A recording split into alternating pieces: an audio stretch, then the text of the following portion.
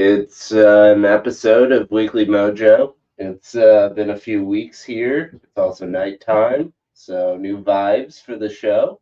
It's your host, Madison Jessica, here, second day of the new year.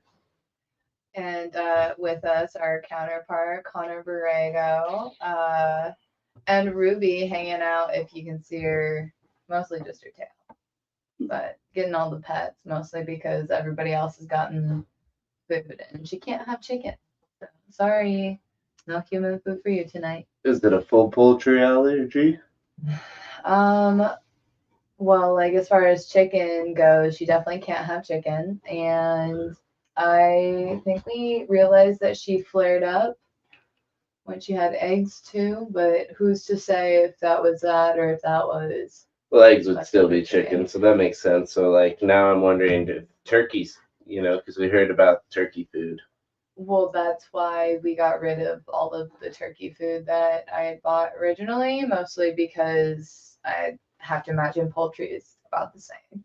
And the specific, what was it, the rabbit food that we were suggested, that was like dumb money, and it was also has turkey in it. So and poultry. And I was like, oh, you can't have that either. So to the salmon and potatoes, she sticks. I thought that one family member had a cat who was allergic to chicken, but not turkey. That would be your cousin. That is Rudy. Okay. The dog has a chicken allergy, but not allergic to turkey. So that's something that like we can look into. But I'm like, well, if it's not broke, don't fix it. She's got salmon and she's perfectly fine. But that just means she gets less treats by comparison to the dogs that can eat chicken. No, that makes sense. I was just curious because I had that floating in the back of my head and obviously was conflating it with some stuff. Gotcha. Yeah, well, I had to get rid of the chicken. That was the Costco rotisserie chicken, mostly because it'd been in there for a minute, but also just saw that we're not supposed to eat those. I don't know why. I'm just like, why? What'd they do to the Costco rotisserie chickens? Allegedly. Well, I mean, it's like, it shouldn't be sitting in plastic. That's one of those things that I'm like, it's really, really hot and like, but I don't know. We can feel free to Google it. I feel like I got a spotlight on me. Like, freeze, put your hands up. Should we try to reduce that? Sure. Okay. God, allergies got me rubbing my eyes crazy.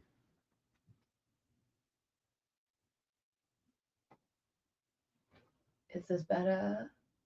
Ooh, that's better. Ooh, nice, perfect. Good mood lighting. Awesome. That's like exactly, I think, what we need. It's a nice, like, let's bring the lights down. It's amazing how well that works. After hours. Alrighty. Back at it. Oh, God. Hopefully my eyes stop itching here soon. Alright, so we were going to go. Should I use Perplexity for this or ChatGPT? I really want to start taking brand value away from ChatGPT. Yeah, to Perplexity. Why not? We'll see what they've got for, what would that be? Like, probably antibiotics and just, like, industry knowledge on the situation. My dad was talking to one of the farmers that was basically getting a grant to build the hatchery on his farm. So they were paying for all of the... Are you listening to this? I'm trying to. They're paying for all of the buildings to create the hatchery for those, like the rotisserie chickens. Does that make sense? In Norfolk? My dad was talking to one of the farmers that was basically getting a grant from Costco to put up this building. Yeah. Like, the Costco was basically paying to put the building on his property and then have him like do the farm it. Yeah, chickens. Factory farm chickens. Essentially. And it's like a farmer franchise in a bundle, and they give you the down payment for it because they want you to do the work. They give you the building, which is the like biggest cost to it, and probably like a first seed of chickens too, because you can. Chickens are cheap. Harvest to get chicks to like 5 pounds, which is around what that Costco like size is. Okay. In 8 weeks. Why are Costco chicken road so bad for you?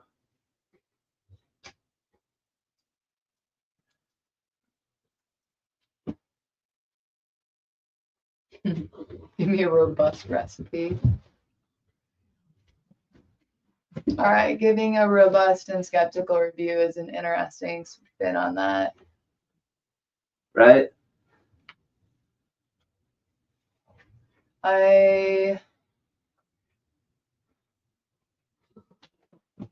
Controversial ingredients: sodium phosphate and carrageenan.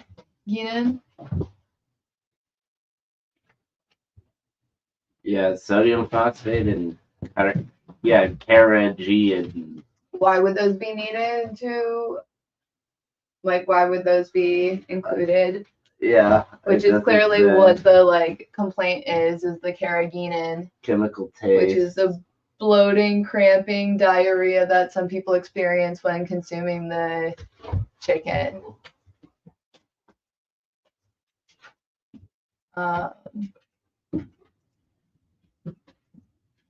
So I don't know if that's post-production. It has to be post-production. Oh, here it is. Here. This is what Perplexity is cool for. What exactly is carrageenan? Awesome. And how does it affect digestion? So it's a food additive derived from red seaweed, commonly used as a thickener, emulsifier, stabilizer for various food products. So this is when they pump. Do they pump stuff into the chickens? Yeah, but why?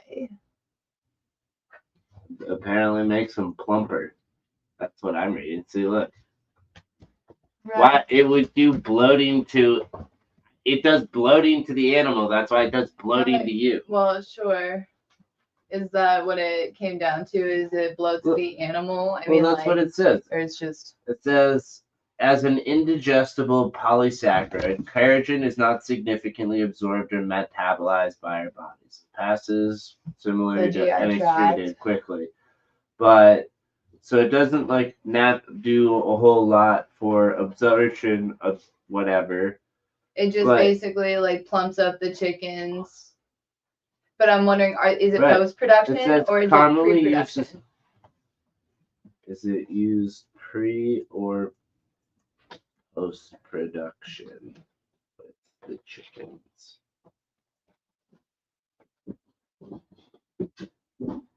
Is Boomer trying to go find us?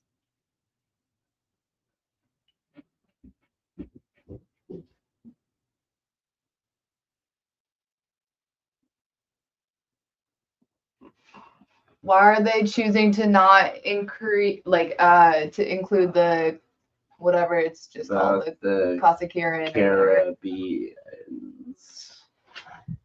No, we were just talking about. I can't spell. Cossackerian. There we go. Carrageenan. It doesn't matter. Before they're cooked or processed. Okay. So they're used in the marinades and the brines, which probably helps with the absorption and making it plumper. But in the process of it being helping it absorption, making it plumper, when it gets in your body gets more absorption and becomes plumper. That's fucking wild. And nothing is to blame on the farmers that are housing and able to supply it. Really, truthfully, everything is added at Costco's, at our detriment, but by Costco, of course. Generally recognized as safe, but may contribute to bloating and gas, IBS. All of the things that everyone complains about here in America, but nobody has any issues elsewhere. It also contributes to glucose and insulin resistance and intolerances. That's crazy. Because it's clearly affecting the way you absorb shit. Right. Jesus. Oh my God. Okay. Well, without further ado, do we talk about this week's baddie? Because I can't continue this like crazy ass shit. Qingxi, the ultimate pirate. Okay, And how do you baddie spell that her be name? Ching space SHIH. The ultimate pirate. Yeah. I think this is the baddie from like the OG days. Honestly, one of the, I think when we were looking into, has anyone ever like covered Bad Bitches of History? Maybe I liked, or well, there was that Hulu like you say, drunk people of history. No, that is an interesting one. Yeah. What is it? Is that just drunk history? Yeah, okay. Drunk history. I really enjoyed ish, conceptually, and some of the stories. Some of it were bad. Our favorite baddie from My Favorite Murder was on there a few times, Georgia Hardstark. Although oh really? Oh yeah, she's talked about it, and that's always but like. Oh god, I need to rewatch it so I can see her. To be honest, now that I watch, we should or listen to My Favorite Murder, you know. Sorry, I know you feel like it's cringe, but it's so cool to see you. Especially, okay, you know what I actually remember her from? Unique Sweets. Or there's a bunch of not Food Network, but it's the other. There's another Food Network. What is it called? Cool. What is the other Food Network called? All right, you're gonna be Qingxi though. Ooh, like that's fun. We'll see how we go. I'll try and embody her best. And then they give you follow-up questions. I like this so much more. It's a guided experience. Oh, is this on Perplexity? Yeah. Cool. Very nice. Again, we are saying F you to Sam Altman. Hell yeah. So the cooking channel, it is the rival to Food Network, but it's essentially like it had a bunch of really cool, in the same vein of diners, drive-ins, and dives, like Unique Sweets and Carnival finds, and that is how I know of Georgia Hardstark. So do you want me to pull that up? We can watch it on our own time, but I think that's also like a fun, like little. I'm like, media. What the fuck is it called? Not like a rabbit hole, but red herring? No. What is it called? It's like a callback. It's like a little like gem, like a hidden. Oh, Easter egg? Yes, that's what I'm thinking about. Easter egg. Thank you. Nice. I went through all of the words. You found them all. It was a dictionary poll. I'm trying to find.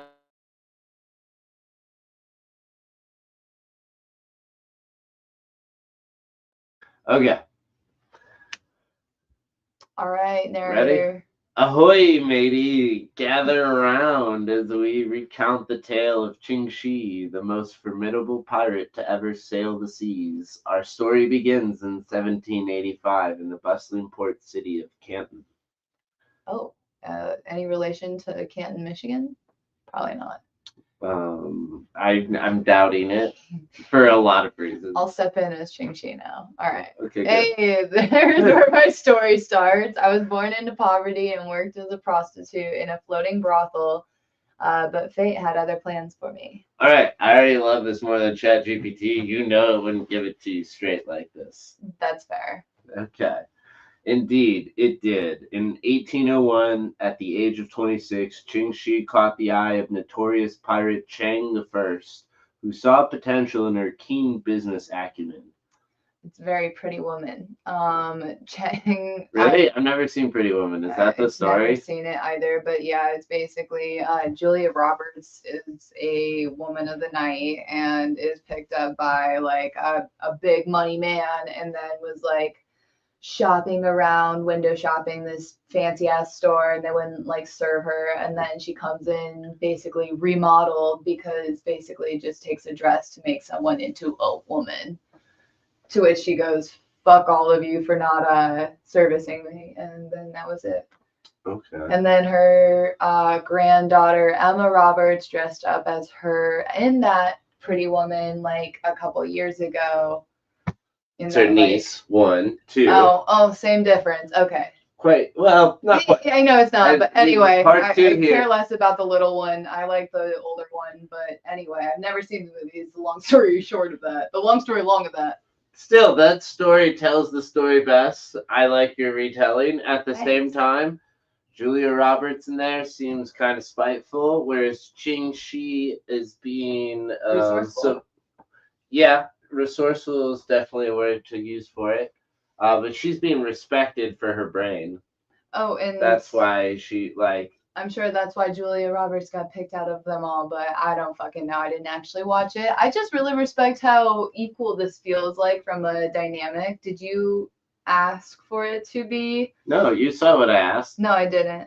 Here's what I said. Ching, please tell. I don't think that was. Wow, that's crazy. Yeah, you didn't give any sort of. Yeah, that was it. Full aggressive narrative and why one. ChatGPT just fucking sucks. Right. I don't know why there was so much underlying misogyny. And it took. I think we know. I already said fuck off for why we know. True. Okay. Oh fuck, that's nuts. How did our fucking TV just get started again? Right? Oh my god, that's insane. I don't think we have voice activation on it. No. All of our TVs are the Amazon ones, which is why I get so irritated. But that's. Did the remote get stepped on, maybe? Oh, it backed out and then it started autoplaying on the phone. Okay. So it backed out and then started autoplaying. That makes way more sense. Not to say that Ghosty doesn't get involved, but usually he's not that direct in its shenanigans. Wow. Definitely not as direct as shenanigans as Ghosty usually does. So glad that was all pieced together. I'm just going to say wow one more time. Owen Wilson, wow. Yeah, there you go. You're way better at that. Well listening. Yeah, I'm hard of hearing. Sure. It's an interesting way of saying selective. Either way, it gets a point across. Sure. Alrighty. Is it me? I said the plans for me. But had different plans for me. And then I said the next part. Chang won, or wait, is it Chang won? Yeah, Chang won. Chang the first, okay. Also. You could say Chang won, but it sounds very Asian when you say that. It's not even, okay, but then my eyes just kept reading it as I wasn't, and I'm like, that doesn't flow. So it's Chang the first, wasn't just any pirate. He came from a long line of seafaring rogues. Ooh, I like that. Together reunited rival Cantonese fleets and formed the infamous Red Flag Fleet. Wow. Alliterative. All I'm picturing is Senor Chang. From Community. Oh, okay. Like, yeah, Ken, right? Yeah, Ken Chong. Yeah, okay. The amount of, like, 2000s movies we've watched recently with, like, little cameos of everybody. Cameos. That's the other word I'm thinking of. Easter egg. Georgia Hardstark gives a lot of cameos, and there's so many cute little Easter eggs around the Mediaverse. That's for sure. I'd like to say. She's an extra in a lot of things. Yeah. Karen Kilgariff as well, but more like on the comedy side, and I have yet to stumble into majority of that stuff. There was that one show that she basically judged other comedians kind of in a Kill Tony way. Okay. Remember when we watched it? It was like deep in the pandemic. Was it that like really weird? Yeah, it was like with Jeff Fox, the same guy from Class Action Park, the one that survived. No. Jeff Gallards. You know what I'm talking about? No, I'll Google that. Jeff Gallards. No, Geffords. Geffords. How do you spell that? Hold on, redhead. Like somebody is just screaming. Jeff. Nope. Not helpful. Let me go back to Jeff Foxworthy? No, Class Action Park, because I know he's in that. Cast. Chris Gethard. It's him. What was I saying before? Jeff. He looks like a Jeff. Chris. How do you spell? Oh, there it is. Yeah, Gethard. Chris Gethard. He was Hugh Hefner was in Class Action Park? No fucking way. Class Action Park was a great show. Documentary. Oh my god, the 80s. How did anyone survive it? Really, truthfully. Oh, I've seen Chris Gethard. Yeah, I'm like, why the fuck wasn't his name coming to me? I will never know. But Class Action Park's fantastic. Anyway. Red Flag Fleet. The Red Flag Fleet grew rapidly under their joint leadership, but in 1807, tragedy struck when Chang I died, leaving Qingxi a widow at 32. Oh, yeah. Jeez. I didn't realize they got married. But, good. Glad it all worked out until it didn't. They thought I'd step aside. Instead, I maneuvered my way into power and took control of the entire operation. And what an operation it was. At the height of her power, Qingxi commanded over 1,800 ships and up to 80,000 pirates. That's like a multinational corporation today for, perspective. What's the size of the U.S. government? It's like... the U.S. military. I just want to know from a numbers perspective. And I know we've got something that's 3 times as large as all of the other militaries combined, or some dumb really number. There it is. 2.86 million. So 1.2 are in active duty. So the National Guard and the reserves, holy shit, civilians, there's the same amount of civilians as there are National Guard and reserve. Does that mean they've been discharged for whatever reason and they're just back to civilianship? Or yeah, that has to be what that is. Yeah, that's gotta be what that means. Interesting. But essentially the National Guard reserves is less than that's a quarter. Number. Civilians are a quarter and active duty are half. Right. The National Guard reserves is less than the value of or number of people that Qingxi was commanding under her reign, which is really impactful just from a frame of respect. It's not less. Oh, 80,000. I thought it was 800,000. There's Damn. 10 times more in the military. She's got 1/10 of the reserves. But that was back in the 1800s. Right. Well, again, I think this is more comparable. Employees at Dick's Sporting Goods. That was very specific. Any what are you thinking about? Nationwide businesses that everyone would know.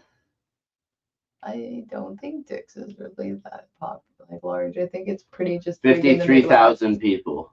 So less people are employed by Dick's than Qingxi commanded over her. Mm-hmm. That's a pretty good comparison, really cool. Though. Yeah, that is good. Here, give me another business you think. Costco. Okay, this is gonna cost. She definitely commanded less than Costco. How many employees were at Costco? 316,000. All right, so. Sweet. Yeah. Give me one more. TJ Maxx. Is that too? That's probably too many. How about is it Wally's? What's that gas station that people are obsessed with now? Buc-ee's. Buc-ee's. I think it's KE. 24,000. So she commands 4 times as many employees that work for Buc-ee's.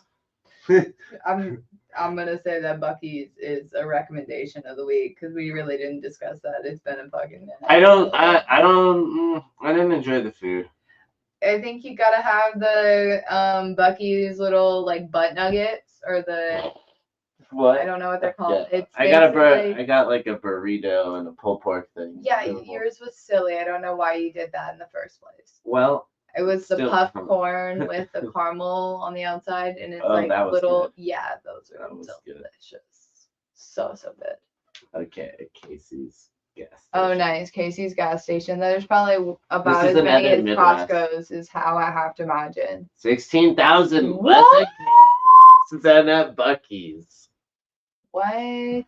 That's actually fucking nuts. I would have never known. Now I have to know this one because this actually. 7-Eleven? No, Hy-Vee. Oh, there's 75,000. So she's the most on par with the amount of Hy-Vees. Wow, damn girl.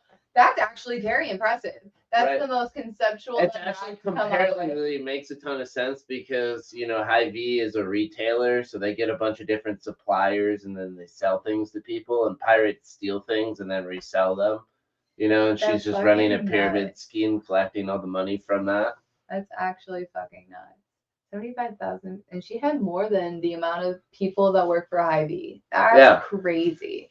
Good for her. She had 5,000 more pirates than Hy-Vee has employees in their grocery stores. Matter of perspective. Right. What numbers? Also, that's like 100 people per ship. I don't know. Like, those got to be some big ass ships. That sounds about right. Anyway. I've seen some of the I didn't know how accurate the movies were, but they had some big ships and they're medium-sized people for the most part. It's nuts. Okay. Here you go. Okay. Really? I'm already here? Yeah. Hey, we were How else would we have talked about the pirates and the ships? To be reckoned with. I ruled with an iron fist and established strict codes of law. Yeah, please do. Oh no, God. How can I? These ain't my special reading glasses. There we go. And then that's gone. But I can't get rid of that. Okay. Well, I'm gonna try one more. Oh, it's better. Okay, indeed, your code was legendary. Disobedience meant beheading, and you had some rather progressive rules regarding the treatment of female captives. Oh. Can we sidebar look into that in a sec? Progressive? I was practical. No raping, no unsanctioned relationships, break me rules, and it's off with your head. I think that's non-consensual relationship. Essentially, yeah. All right. Your fleet became so powerful that you successfully resisted attacks from the Chinese Qing Navy, as well as the British and Portuguese forces. Those landlubbers didn't stand a chance. We pillaged every town and ship between Macau and Canton. Yep. But all good things must come to an end. In 1810, the Chinese government offered amnesty to pirates willing to surrender. Damn, that was fast. Only 3 years. I saw an opportunity. I negotiated a pardon for myself and most of my fleet. Kept all me low too. Hey, all right, no, respect that shit. She was like, oh, early out. I don't need to do this. She did it to survive. Fuck yeah, that was a great opportunity. Good for her. I came full circle. And thus, Qing Shi became one of the few pirates in history to retire successfully with both wealth and health intact. Which is insane. Truly. Wild. 1810s, too. I opened a gambling house. Hell yeah! The rebellion lives on. And lived to the ripe old age of 69. Not too bad for a former prostitute turned pirate queen, eh? Indeed, Qing Shi, your legacy as the most successful pirate in history lives on, inspiring tales and characters to this day. Yeah, that is just legendary. Truly. I don't think that story needs to be in the same vein of Pirates of the Caribbean. I think that's what we talked about when we watched the Hulu show that we saw of this, and then I was like, okay, There's a Hulu show of this? We watched it. Yeah, so I think it's like Bad Bitches of History, but I don't think it's Bad Bitches of History. But it's essentially like badass girls in history, and there was like 2 or 3 episodes. Mm-hmm. The 1 or 2 of them were not good, but this was the badass story. Oh, it was good. It was like a lot of like animation and drawing around it. Gotcha. It still needs to be like a full-on action pirate how movie. is she not a princess? Like Disney, come on, you've done Sure, Disney princess, absolutely, but also I want like a full-on action movie. For sure. You know, like Pirates of the Caribbean style, legit. You know, where she's Jack Sparrow. There is no Jack Sparrow. She's just the character. It's that I think like Keira Knightley should play it only to JK, can't do that. I'm like, I feel bad for her, like the rapey vibes of the Caribbean, like Pirates of the Caribbean. So I feel like she wants to like redeem that, but she's also like, no, I fucking hate that franchise, so I don't think she'd ever partake in it. Also, it's like, you know, I want to see Aquafina doing this. That'd be funny. What a fucking cool ass comedy. Yeah. Because like that's what it would end up being. It would be a completely different movie than what I was picturing in the beginning. Movie, I know. I mean, I would like it, but like, I think it still should be like more serious. Yeah, like I'm like, I don't know. I don't know enough actresses to give the best representation for the mom from Fresh Off the Boat. There you go. That could be cool. I could also see it like as a life. Well, she was only doing this. She was 32 when she was widowed. I guess that checks out. Yeah. Nice. There you go. I don't know. And they have better beauty regimens, right? I suppose so. Just broadly speaking, I guess that's racist in some ways. Yeah, right. But like you were telling me about learning about Asian beauty regimens from different cultures, and so China is that. How do you not culturally appropriate? Yeah, this is Chinese, but like it's also South China Sea. I'm sure her pirates were multinational. That checks out. I mean, it was near Taiwan too, right? Taiwan is China. Right.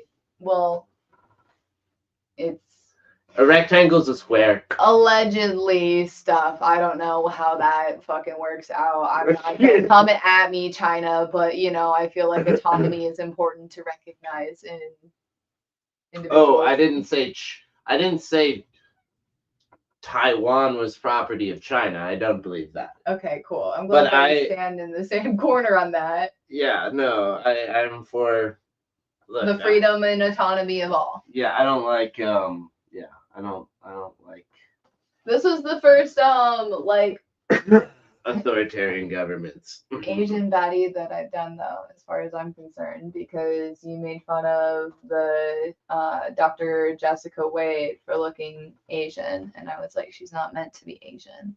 Right. Well, she really looks like the mom from Fresh Off the Boat. So. This one? No, she looked like Ali Wong. Oh, Ali Wong would be fun, but I think that it's also in the vein of like no. where it'd be. Like, sure, it'd be a completely different. Funny. That's not who I'm saying. I'm saying that Wade looks like Jessica Wade looks like Ali Wong in the way that you did your painting. Okay, interesting. That's why I said Asian at that point in time, just because I saw that character in that depiction. Okay.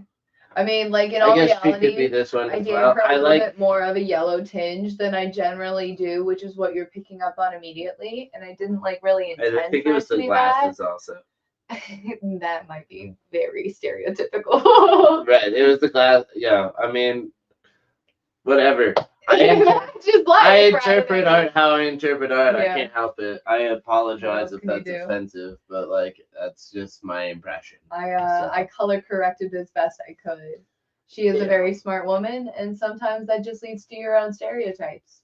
Sure, I guess. But that also inspired finding another baddie of that origin so that we could acknowledge everyone in its inclusivity as much as I possibly can, but like this is not an easy go about. I want to go back to the Ali Wong Aquafina comment for a moment and just say that I think out of the two of them, I'd prefer the Aquafina version of this pirate story because I think the sarcastic nature of her would be very appropriate for the prostitution. For sure. So I just getting through it portion. Ali Wong would bring way too much high energy to it, and it just doesn't hit the same way as I think the stoner Aquafina vibes. But she brings chaotic energy too. Right, but it is in this laid back, chilled vibe that inspires camaraderie amongst all the other pirates. Because you can't imagine Ali Wong rallying them, or I can't. But I could imagine Aquafina rallying the boys.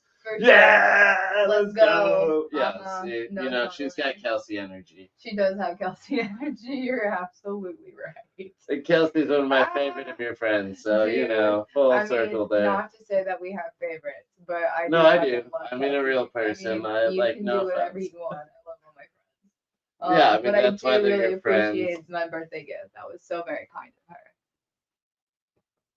Yeah. Oh, yeah. She sent you a nice birthday gift today. Yeah, I did. Spicy.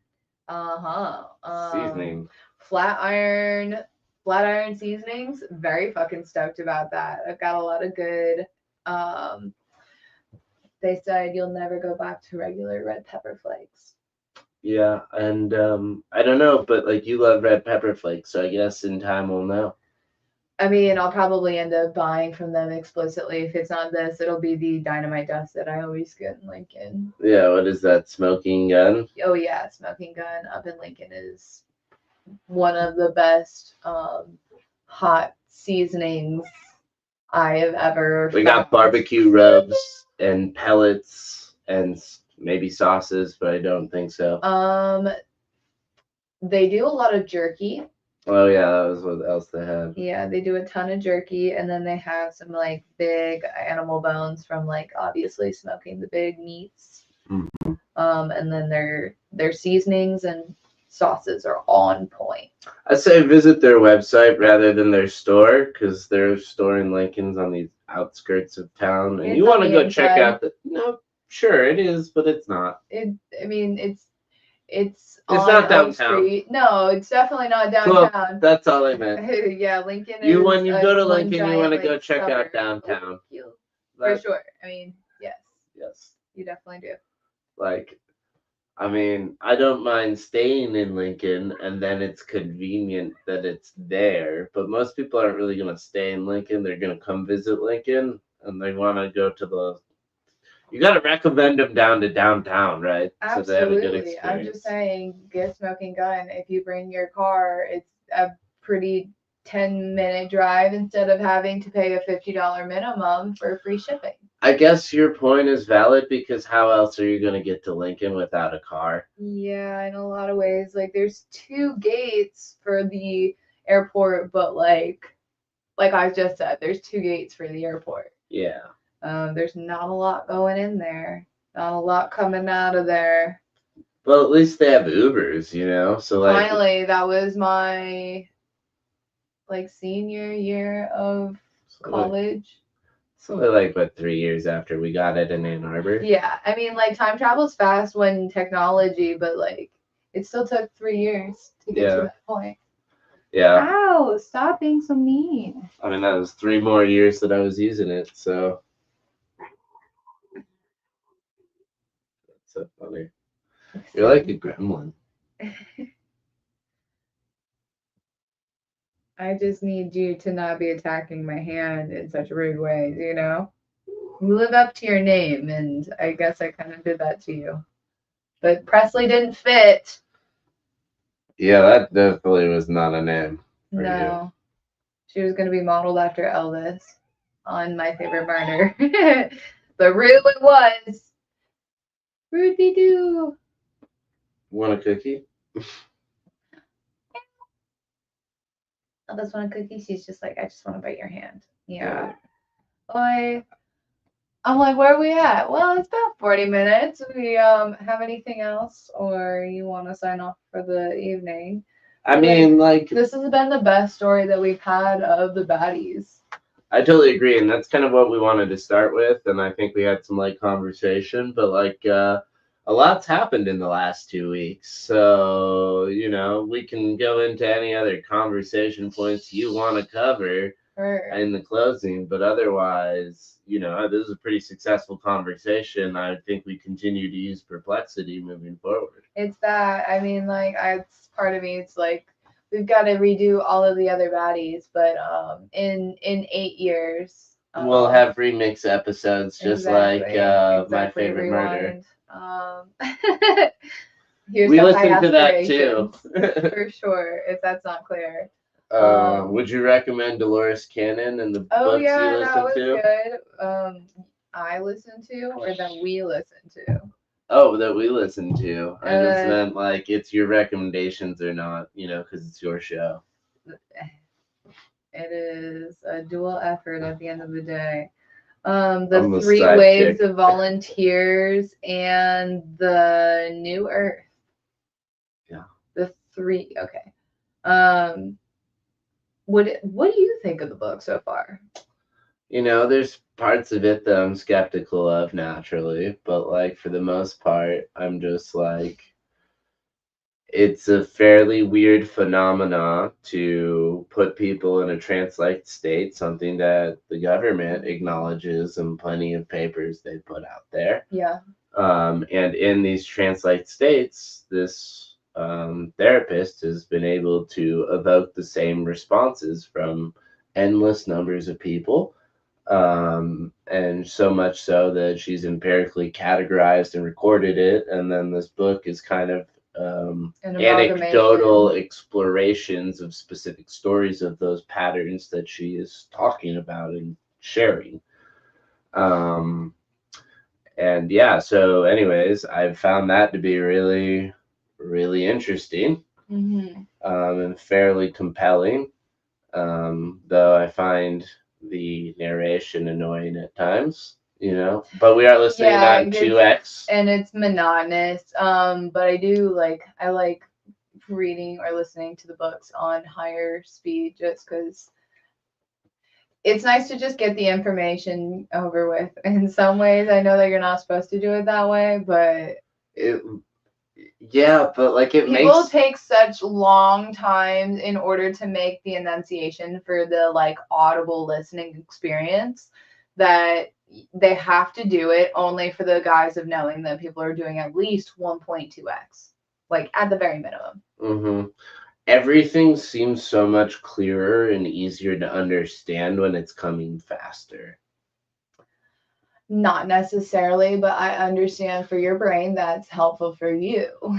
Once you already know the words that they're talking about and the subject matter, right? And I think that it's just like you can just like drink out of a fire hose. It's heavy material in some ways. Like thinking about it, I've been reading like psychology and neuroscience literature for so long that like she talks in a lot of layman's terms. So I'm like, I'm just like the concepts that it's working through is a lot from a densities perspective if you're exploring like the ins and outs of it. Yeah, so I guess the real subject matter of what she talks about, right, is all the woo-woo stuff that people don't like to acknowledge, right? But another way to say it is there's a fifth state of matter, dark matter, the stuff you can't see that connects us all, right? The matter that comes into existence manifests when it needs to, but ultimately it manifests when it's observed, and energy is dedicated to observing it. And so most of us are here because we follow natural laws or processes that produce us, and so the expectation is we are here and then we remain here, so it's not really that hard. But after you die, right, a lot of what makes you isn't really attached to your body in a way. Like your conscious brain, your spirit, some people call it the Holy Spirit, other people call it a bunch of other things, but like that part of you is like attached to your body, and that's what you like. That's who's inside your head, I guess, in a way. But like when you die, before you go into the light, so to speak, you're a ghost. You're the spirit. That is something that I really wish I got. It wasn't the right time over Christmas to ask my grandma how they knew that my body was at the bottom of a swimming pool, because all I know is I just remember seeing my uncle dump into or dive into the pool. Mm-hmm. But I'm like, what gave them that inclination to go back out to the pool when everybody was sequestered away in a different room, like 25, 50 feet away? Could it be the fact that it was a 2.5-year-old swimming by themselves? Maybe. Probably. In a lot of ways. But like, at least someone came back to check on you. Going back to the like it was the close. spirit being tied to the body. Very, Yeah. very, very interesting to know that your spirit holds on to those memories and visuals without having your physical presence there.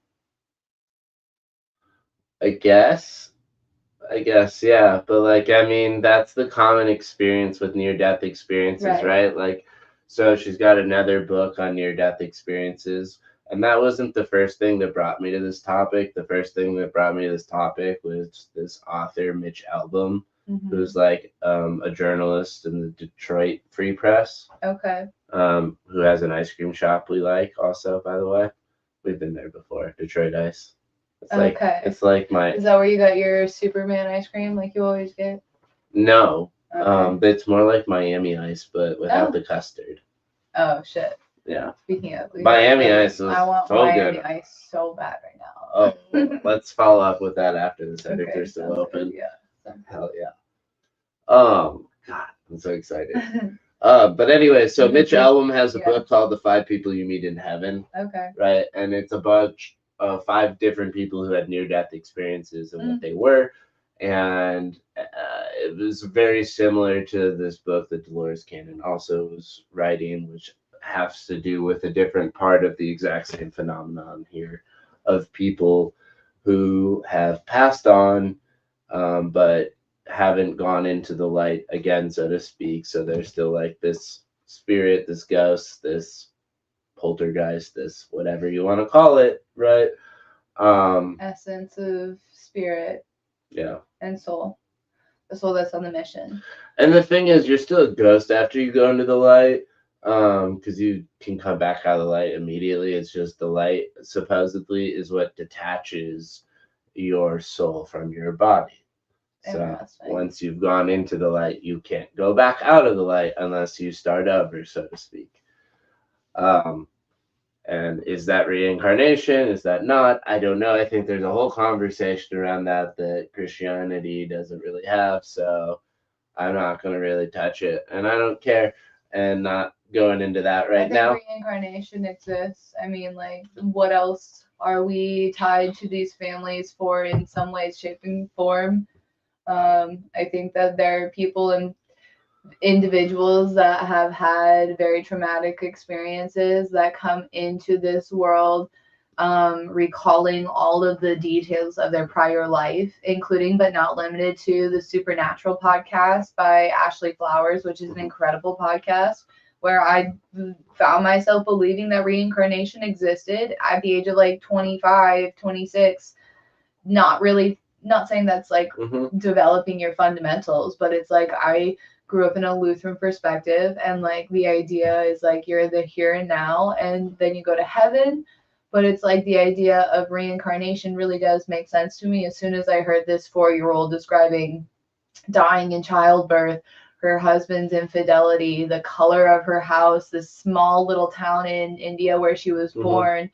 And it's crazy when you look at how children from the ages of 0 to like 6 have all of this personality, but don't recall, like you as a human being don't recall your life from 0 to 6. In a lot of ways, you have those fundamental core memories, right, that like bring you back into this existence, but your prior lives are not remembered. But there is a window of time between like 2 to 6 where children express having these past lives that are so crazy and different, like individuals, babies that are scared of the water because they like died on the Titanic and know way too much about the Titanic to not like have been a part of it, you know? And like there's a fighter pilot kid who's, I don't know what his name is. It starts with a J, but he's basically like 1942. All of these stories are about like can be found very easily, but he expressed all of like crazy autistic details of these airplanes at the age of like 3 and 4. So like the Dolores Cannon books talk about that and acknowledge that also, that and some people even carry those memories into adulthood. Sure, and I think it's just like for a very select few that do. I think a lot of it is very indicative to like folding to the hands of time. But that is interesting to hear that. She said that it was more tied to what they needed to do in this life, usually. That makes sense. Mission driven. Is it like skills wise, or is it like? No, when it's skills, generally speaking, they've said it's generally like unconscious and savant. That makes sense. Right. And then there's the whole autistic podcast we listen to also. But I'm getting them very conflated. The telepathy tapes. The telepathy tapes is right. Good. But all of those being said, I forgot all the stuff I was going to share when you went on your rant. So I guess that's basically like going back to reincarnation. Do you believe in it? Yes or no? Yeah, I guess technically I do. It's the one thing that I'm really excited about kids they said basically in the book about the near-death experiences that if you believe in heaven or hell, you will experience the version of it that you believe yourself to be going to when you die for as long as you need to be experiencing it after you die. That's interesting. So if you believe that you've been bad and you're going to hell, then you will go to hell and you will relive those painful experiences and be punished for it in cruel and gruesome ways if you believe that's what people who do those things deserve when you die. As far as Dolores Cannon's point on having like new bodies, like fresh bodies, like new form, what is that? What does that mean? So you're not reincarnated here, and or like what being were you before? That's what I don't understand. Well, there is a whole bunch of stuff going on with that, right? So like you're saying there's more vessels to have souls in, right? There's more and more people, so there's needs for more and more souls. Where are they coming from? And so it talks about the process of like from source, like just if you think of pure light, we all technically come from pure light if pure light's the beginning and the end. Okay. So that process is called individuation, which is the process of becoming an individual, individuating. And that she describes the process as you generally start off as group spirits and elementals, rocks, trees, the wind, stuff like that, to kind of observe and experience life for as long as you need to from that perspective. But in theory, right, she claims, and like these past life regressions claim, that the Earth isn't the first planet to convey life of humanoid form in all of the universe, and that other intelligent life has developed elsewhere at other points in time in the universe. Okay. And so the souls are not necessarily bound to one place. They can go to all of them because there's something to learn everywhere. The whole point of becoming an individual is the rare, unique combination of the observations and experiences you have in multitude, right? Yeah.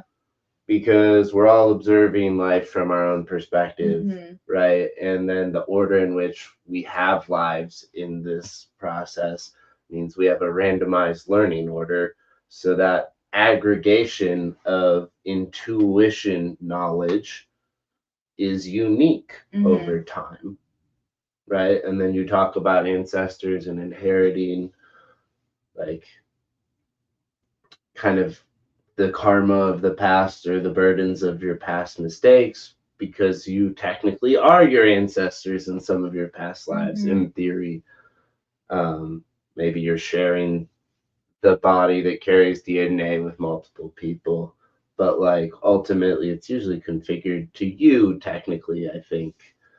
But that sounds all woo-woo and non-sciencey, so I don't know about any of that stuff. But those are the things that are commented by the observers and Dolores Cannon across her books. So, I mean, you know. Take everything with your own perspective and grain of salt, but I do think that it was very interesting listen, and I probably wouldn't have read the book, so it was nice to be able to listen to it on our crazy ass holiday hustle 30-hour plus journey. Right? And we did it right after the telepathy tapes, which were far more credible, I think, in a lot of ways, and far more outrageous by comparison. Yeah, I mean, it is really, my brain kind of went through a whole revolution across the like 2 weeks that we were bearing through. But happy to be on the back end of it.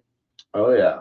Telepathy tips were fantastic. I already have that written down as a recommendation. So anything that you want to, your 2 cents on that? Yeah, I was just gonna say, like, the fact that we have well documented proof that nonverbal autistic people can communicate telepathically, and even furthermore that telepathic and Communication. It's more than telekinesis, the full telespectrum of capability. Clairaudient. Yeah, clairsentience. All of that is real and completely confirmed and scientifically testable. It's and so crazy. They when go they to the talk hill. about the hill, It's so right? fascinating. And Dolores Cannon's people talk about the hill as well. And it's the same hill that they're describing. And the best visual I can point to is in Interstellar, which we just watched, which is representing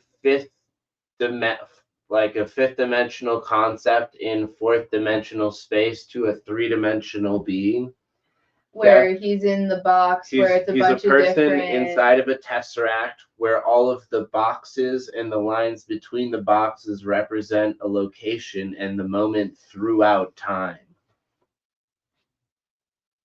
And every possibility that could and can be. Right. And he's basically interacting with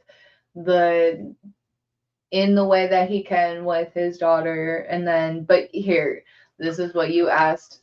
What question we were talking about the telepathy at the very beginning? I didn't. I was just saying this was with the telepathy tapes, right? And this is the best way to visualize what they were talking about the library on the hill and where they all go to talk. That makes sense. Right. Actually, yeah, it's very Monsters Inc. If that makes sense. Monsters Inc. It's another way to describe it for sure. What I was gonna ask was the question that you posted me yesterday. Why does he even give him the coordinates if he knew that? Yeah, it actually made sense, but like also doesn't.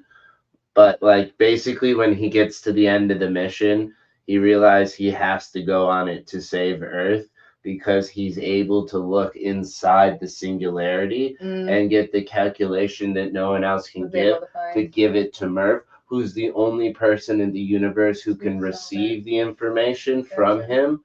And their connection was pure love, which scientists hate, but don't like, mostly sci-fi stuff. But it's like, it's actually quantum entanglement, and it's and it's backed by what Dolores Cannon's fucking shit's talking about. So it's so weird how connected it all really is. On that fucking metaphysical note, oh my god. Right. I mean, is there anything more to chat about, or do we leave it there for this week? No, I think that was a fun, little side tangent. As we wrap up. Cool. Well, that is another episode of Weekly Mojo here at the Playhouse. We will hopefully be back to our regular programming on Heart and Soul here shortly as well. But stay tuned for more content across the Playhouse ecosystem. And thank you again to our host. And actually, we're going to hop over to the website for a second, showoffmadisonjessica.com. Oh, yeah. You got to collect your NFTs. You got to check out the recipes, more coming. You got to check out the merchandise. We've got new holiday merch. We've updated the artwork on there. Oh my goodness. So many things. In the past couple weeks / months, and it's just going to get busier and crazier. But the more we're doing now, the better we're off we'll be in the future. Oh my goodness. Like, subscribe, follow for more. Oh gosh, this is a great one to start off with, Maddie. Oh, hey. Merry Christmas, Paul. It's been fabulous working with y'all. It was fun piece to do. And then there's a preview of a few of our baddies of history that we'll be talking about here soon. The Kiss My Ass and Why Not. And you can see where we let off. We got Henrietta Lacks up next. Hell yeah. Amani Khalif, if you all recall our U.S. Open or whatever, the what is it? The Olympic Games. Yes. Lots to cover. Carol Daly, I cannot fucking wait to share, and Jackie Mitchell. Oh my goodness, a lot of bad bitches coming up. So many bitches. And then over here, we've got a beanie now. We've got a new hoodie. We've got the Madison Jessica official Heart of Glass phone case. We've got the Mr. Bulldog remix cap. We've got an Ouroboros official crew neck. We've got a second page of stuff now. Which is nice. The Sweet Eyes official signature crew neck with the embroidered left hand. She's always got a signature on the sleeve. Same with the Unmasked official black crew neck sweatshirt. I think that one's one of my favorites. I'm excited for your sister one to unreveal that one. Unveil it. Unreveal it. No veal though, although it is pretty tasty. So, anyway, on the top an FU hat with bone. We still only have a chocolate chip recipe up here, and it's not even ours. But we do have the recipe books near our desk, so they've been sitting there, ready to go. I'm trying to write a controller over into the Playhouse or into Growbot, so. Everything takes time, and opportunities will come up as they need to. With all of that, it's been another successful week of Weekly Mojo. Sayonara, bitches. Let's go. I'm ready for bed. Not Miami Ice. Oh shit, that